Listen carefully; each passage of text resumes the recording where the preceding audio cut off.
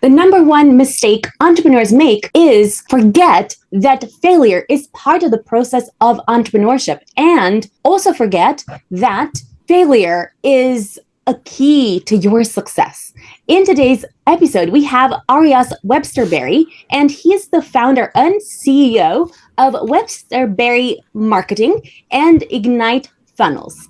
And he's a highly successful entrepreneur, digital marketing strategist, business coach, best known for founding Websterberry Marketing, Ignite Funnels, and Launch Ignition AI. With over a decade of experience in digital marketing, he has generated over $112 million in revenue for his clients by helping them grow their online presence and scale their businesses using automation and cutting-edge marketing strategies. Now, the first question I have for you is, what's the secret to your success?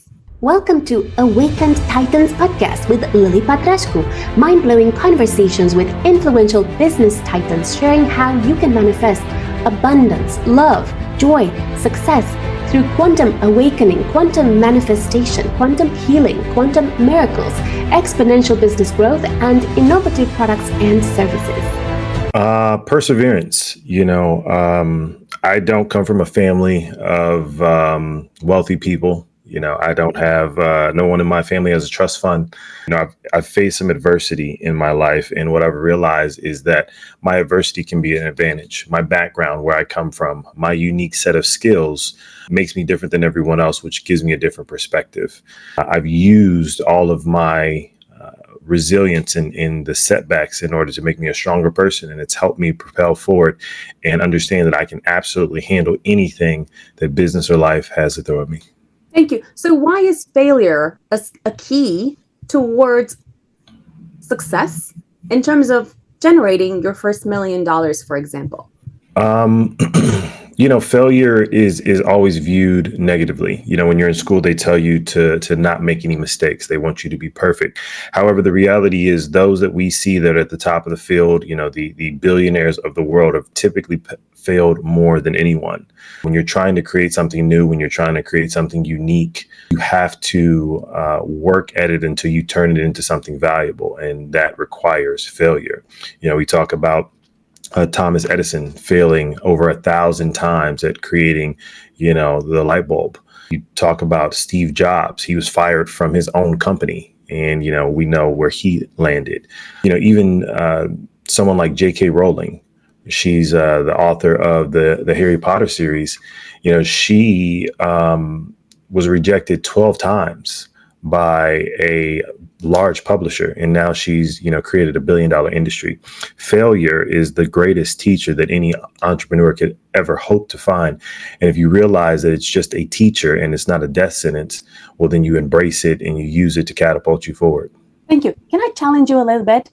Sure. So what I've found is that when you are succeeding, right, you're surrounded by so many people. You're surrounded by entrepreneurs who also want to kind of take a little bit of that glory. They want to leverage your success. They want to say, oh, I'm working with Arias, or, I'm collaborating with him, or Arias has contributed to my success, or, so they leverage your success, right? As you're on your way down because you've made a mistake, or because I don't know, some things out of your control happen, like the pandemic or whatever. What I've noticed is that some people will actually disappear from your life and will dissociate themselves. They will disappear. They will ghost you. But as soon as you again start to have success, they will reappear and they will say, oh, I was part of the journey and I was there for Arias all day long. And wow, he's amazing, right? But as you're falling down, they are literally going to ghost you. Now, that's not everyone, right? There will be people who will be there to support you as you're falling, but those are less, like a lesser amount than the lesser number than the people that are likely to dissociate themselves from you. So I wonder, how do you deal not with the failure, because I think the failure is you can say, yes, it's terrible to fail, but what's worse is losing everybody as you are failing, whether it's like your wife, your partner, your business partner, and also like your community. Because how are you going to kind of like come out to your community and say, you know what, I'm depressed right now, like I need help. right? You as the leader of a large community, can you really show up and say, you know what? I messed up really big this time. Like I owe this much, this many hundreds of thousands or whatever it is, right? So how do you cope with, not with the failure, but with the ghosting, with the lack of support, with the dissociation of those around you? Now, deep down that you are going to make it back fast. Do they know that? No, not a lot of them know that. I think the most important thing is to never read your own press clippings, right? As you grow and you become more successful and you achieve things, you have to realize that it's never as good as you think it is, and it's never as bad as you think it is. All of these people that have suddenly popped up because you've become someone of note, they're most likely not going to be there. Right. And you have to keep that in mind because you don't always win. Right. You do take some losses. You do stumble. You do fall. Business is unpredictable, and so is life. And the first thing that you can do is realize that the difference between a friend, a confidant, and an associate. And if you don't realize the difference, well, you're setting yourself up for failure. I have, partied and hung out with and become friends with, extremely famous people in my lifetime. And having conversations with them, they all struggle with that. But you need to make sure that you keep a tight circle of people around you that keeps you grounded, right? Those people that are with you, no matter if you're winning or you're losing, if you're on top, if you're on bottom, if you've got a lot of money or not, and that will help carry you through. If you're talking about vulnerability and being able to be honest about, where you are, what you're feeling and what you're dealing with, I don't think that you should look to the new friends for that. You need to keep the people that are close to you and truly know what your vision is and where you come from in order to keep propelling you forward. You can find in those people. You don't look for the people that are along for the new ride and all the perks and pomp and circumstance that come with your new position. Thank you. The other thing I've noticed is that as you are, making mistakes or failing in some way, there will be people who are not really understanding what you're doing, right? You can be up to great things. You could be about empowering the world. You could be about empowering millions of people. And they could still find a way to look at what you're doing in a way that it could sound like you are, a con artist. You really don't give a damn about anyone. You are just in it for the money. And, they will be like misreading so many different things as you are not, perhaps making the money you want to make, or you're not, you're failed in some way. So how do you deal with that? Because as you will, everything that you do is based on your reputation, and, guarding that reputation is, takes a lot of time and effort and money. And a lot of times, all of these naysayers and, people that are misunderstand you a lot of the times, you could be up to like such great things. You could be like, Taylor Swift doing so many things for the community and gifting, millions to, to charities and, and they could still find something negative to say about you. So I wonder, what do you have in terms of as a solution to that? Yeah, I think you should be careful who you share your dreams with, who you share your plans with. It's your vision. And if you are hoping that the people around you are going to see your vision and see what you see and have the same level of passion and understanding for that as you do, well, you're sadly mistaken. And the reality is, if you're focusing on energy and input from others in order to propel you forward, well, you're not going to get very far, because you can't control whatever other people think. You can't control what negative self issues or images or self limitations that other people have. So when you tell someone that you have a dream to make $1 million or to invent something that's never been created, you're talking to someone else who may not have the same belief system as you, and you're hoping that they're going to prop you up and cheer you on and be your cheerleader. And that's not usually the way it works. Most people are average. And they're average not because they don't have the ability to be more. It's because they have self-limiting beliefs. And if you place your sense of self and what you believe is possible on the shoulders of someone who has very small sense of self, they're a small person as far as what they see themselves as, well, then you're never going to be bigger than them either.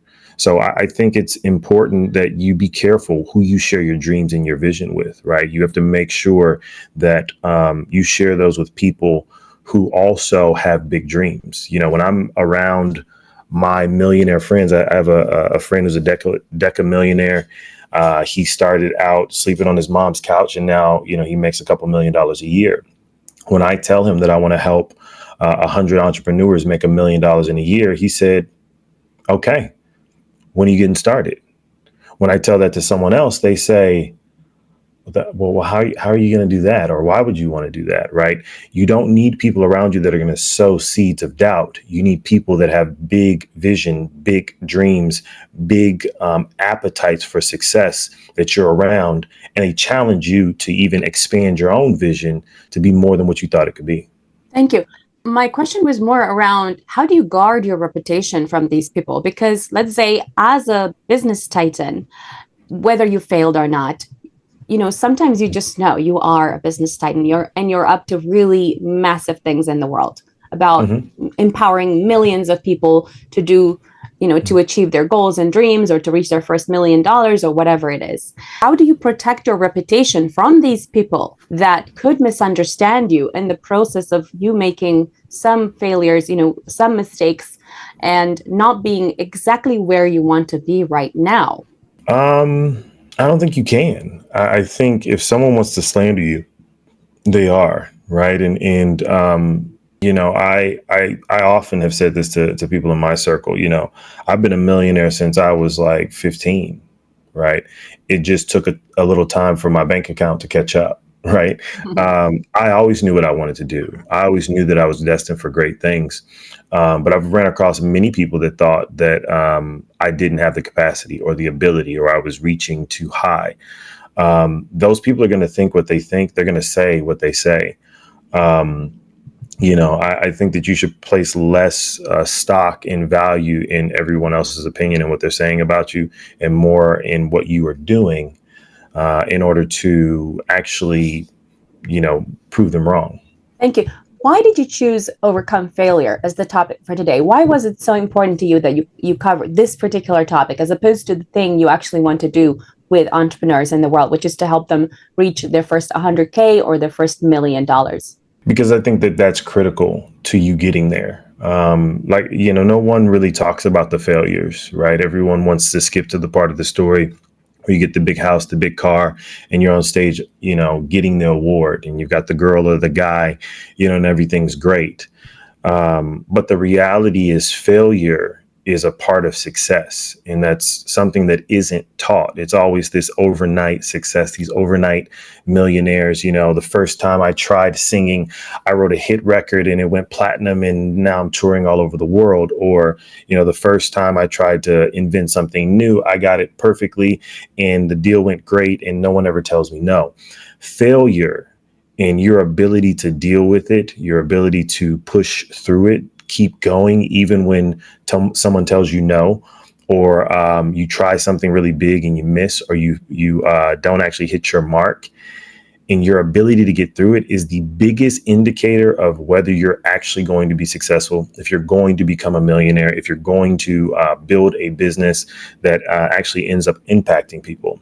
And if we don't talk about this more, well, then a lot of younger entrepreneurs or new entrepreneurs are going to think, hey, well, maybe I'm not just cut out for this thing simply because I failed once. When you look at someone like Michael Jordan, who got cut from from the basketball team, and now he's one of the greatest basketball players in the world. When you look at Colonel Sanders, who didn't get started in business until he was well into his 50s. He had failed at most things that he tried. It's those stories of these landmark entrepreneurs that have failed way, way, way more than everyone else that become the ones that we point to as a symbol of greatness. Thank you. Now, tell us some of your failures that actually propelled you towards success. Yeah. I've started and failed at more businesses than I can count. And it's been a ride. There was this one time that I did a concert or an appearance with the super producer Timberland at a local club. And he's, worked with the Jay-Z's and Beyonce's of the world, and, Madonna, and on and on and on. And it was an absolute flop. I think we had maybe 60 to 100 people there in a space that held 1,000. And it was tough. He was looking at us like, why am I here? This is a disaster. And I could have said, oh, well, I guess I'm not cut out for this. But later, I threw concerts for tens of thousands of people, right? It's one of those things where you have to realize that you may fail. And I think a lot of people are afraid to actually start doing something because they're afraid that they'll fail. And if you realize that failure is a part of the journey, well, then it's okay. You expect that failure. You start trying to anticipate places where you may fail. And even if you do, you know that you can do better next time. Thank you. Now, what I find quite interesting about failures is that sometimes there are very small things that can lead you towards success. So what I mean is, for example, let's say one time I organized an event, and one lady signed up for a course that I had, and it was, I think, about £2,000. And somehow I failed to give her the paper with the terms. So I charged the money, and then I failed to give her the paper. Now, about, I would say, maybe 15 days later, she said she wanted a refund, right? And because I didn't give her the paper, then she was perfectly entitled to get the full refund.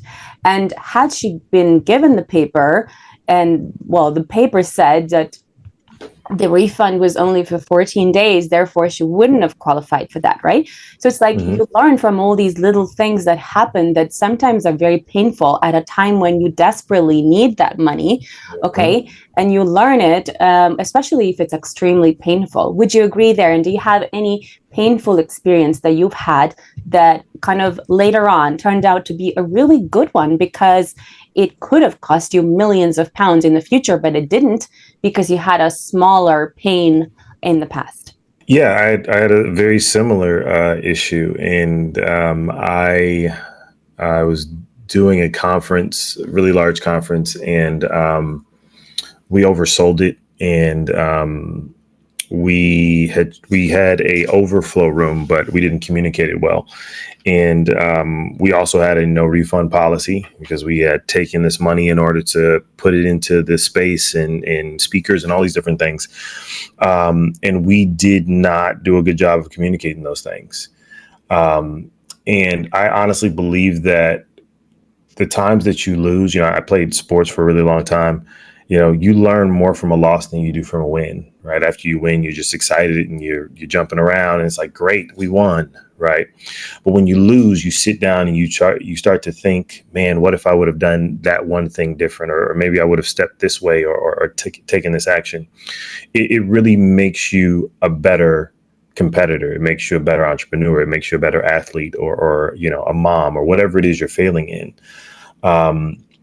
So yeah, I've had that. I had a chargeback for $12,000 once, which was hard to stomach. But I also did not send. I didn't have a refund policy in my terms of service. So when I talked to the bank and we're going back and forth with this dispute process, I realized that was something that was missing. And now every single deal that I do has a refund policy, and I make sure that they sign. So, I truly believe that you learn more in your losses than your wins.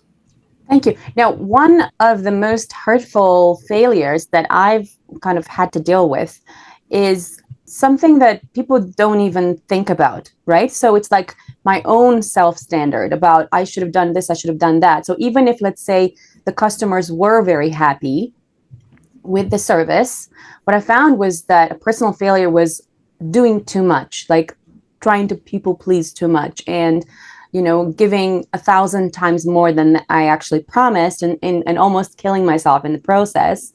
And as a result, getting depressed for a long time and nobody really knowing about it. And then not feeling able to ask for help, because as a leader of a large community, can you feel like you can ask for help? No, not really, because you don't want to disempower the the rest of the community. So what do you recommend that entrepreneurs do in those cases? That's a great question. And I've definitely been there. You kind of suffer in silence. And the best thing I can say is you need to make sure you have a mentor or you have a coach. Yeah, you don't want to go to your community. You don't need to go whining to your customers or those that you serve. Nobody wants to hear that, right? If they're coming to you to solve their problem, they don't want to hear your problems. So I think that every person, no matter what business or what profession you're in, you need someone guiding you. You need someone who's further down the road that can help you realize that this isn't the end of the world, right? They've experienced a similar issue, and this is how they handled it. Or it's not that bad. It's only going to be a week or a month until you're able to bounce back. Those are the people that you want to go to. You want someone who's further down the road, who's got more experience, who's been around longer, to help guide you through those times. And if you don't have a mentor, well, you should get one immediately. You should go searching. There are plenty of places you can go.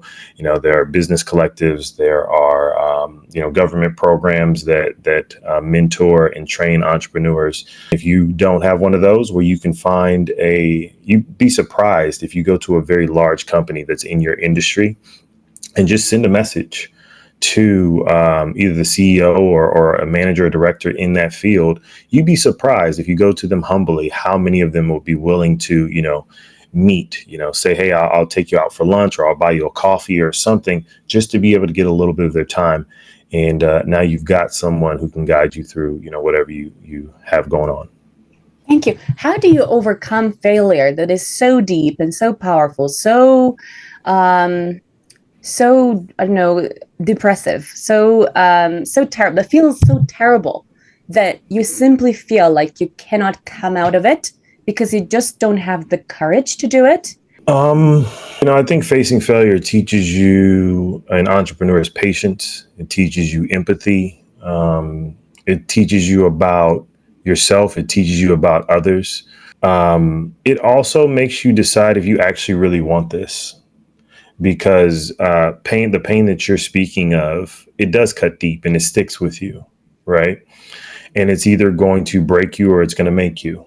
It's going to make you stronger, or it's going to make you decide, I don't really want this that bad to experience this pain. And honestly, it's a gift, right? You either are going to forge forward and make sure that you make it, or you're going to stop wasting time and do something else, right?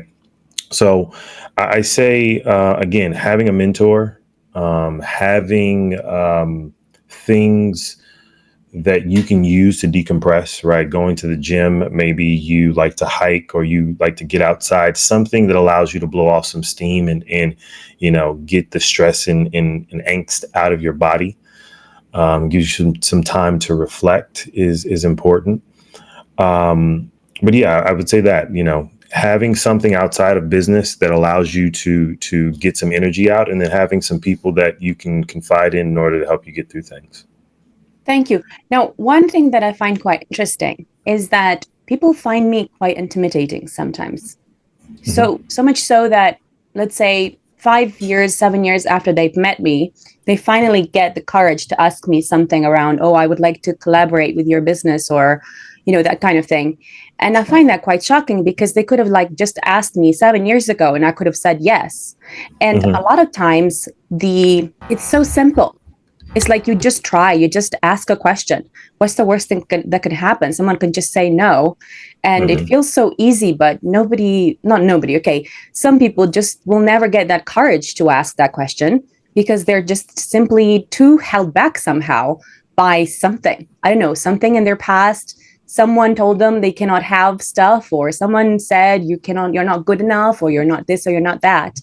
So I do wonder, what do you suggest to people who want to become, like a tough cookie in a way, I don't know, thick-skinned, so much so that they have courage? Because I think especially for men, for men, pride is so important. Not just for men, but let's say men in particular, is so important to be the alpha male, to be always winning, to be, a role model for the community. So much so that you find some people that cannot take failure so much that they take certain actions that their family do regret. So what do you suggest so people can become more, I don't know, tough cookies or whatever you want to call that? Do the thing that scares you. I watched an interview with Will Smith once, and he said he's afraid of fear. He hates fear, so he puts himself in the position where he does the thing that he is afraid of most, and he does it quickly. For a lot of people, public speaking is one of them. So I think, if you're someone who is hesitant to do things, you don't have a lot of confidence, or you may not think that you are up to it. I think that you go in and take maybe a public speaking course is huge. In the States, we have a organization called Toastmasters.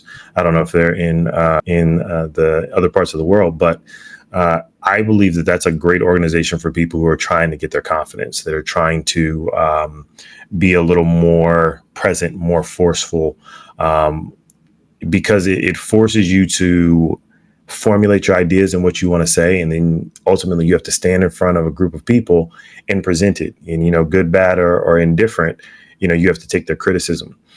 And you get used to the nerves, and it's really just repetition. You have to be comfortable in your own skin. You have to be comfortable being uncomfortable, right? That's what entrepreneurship is. That's where you find success, in doing things you've never done, doing things that scare you, doing things that are uncomfortable. And if you deliberately put yourself in uncomfortable positions and you become comfortable with that, nobody can stop you. Thank you. What routines and habits should entrepreneurs have in order to cope with failure a lot better? I say routine. Routine is huge. In the mornings I wake up, 5:00, 5:30, and I pray, I read, I meditate. I look at my goals. I visualize my goals, see myself doing those things. I work out. I think routine helps you get through a lot of the issues, so developing a very strong routine, especially early in the morning, is huge. There's a thing called the 4 a.m. club. And most of the most successful people on the planet are part of the 4 a.m. club. They're up at 4, long before anybody, while everyone else is sleeping, and they're starting their day, 4 hours before the rest of the world. And that lets them get more out of their day. Wow, that's so fascinating. Thank you so much for this interview. Stay tuned for the next episode. And actually, I forgot one question, which is, where can entrepreneurs find you? Sure. You can find me at ariaswebsterberry.com. So AriasWebsterberry.com. If you're looking for help with entrepreneurship, if you have a business idea or a current business that you're trying to scale, we have a business accelerator that can help you, excel and become better. It's called Launch Ignition. You can go to launchignition.ai, and hopefully we can see if we can help. Follow us for more interviews with world's most influential business titans, providing you with the insights to awaken to your full potential, so you can get paid to be yourself, find true happiness, and manifest anything you desire.